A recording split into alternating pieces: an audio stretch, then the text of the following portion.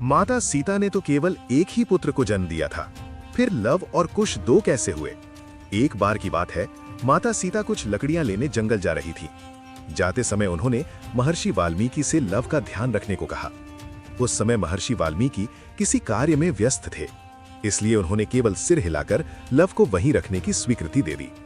जब माता सीता जाने लगी तो उन्होंने देखा कि महर्षि अपने कार्य में पूरी तरह व्यस्त है, इसलिए उन्होंने लव को अपने साथ ले जाना ही उचित समझा और उसे लेकर जंगल चली गई। महर्षि वाल्मीकि ने यह नहीं देखा कि लव उनके पास नहीं है। कुछ समय बाद जब महर्षि का ध्यान उस ओर गया तो उन्होंने लव को वहां नहीं पाया। ये देखकर वे बहुत परेशान हो गए। उन्हें डर लगने लगा कि कहीं किसी जंगली जानवर ने लव को उठा तो नहीं लिया। वे सोचने लगे कि जब माता सीता वन से वापस लौटेंगी तो वे उन्हें क्या उत्तर देंगे। इसी भय और पश्चाताप में वे व्याकुल हो उठे। तभी महर्षि वाल्मीकि ने पास में पड़ी कुशा घास उठाई और मंत्रों का उच्चारण कर एक बालक को प्रकट किया, जो देखने में बिल्कुल लव जैसा ही था।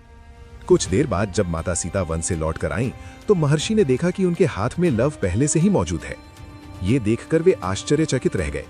लेकिन माता सीता उस दूसरे बालक को देखकर अत्यंत प्रसन्न हुई, क्योंकि वो बालक कुशा से उत्पन्न हुआ था, इसलिए उसका नाम कुश रखा गया।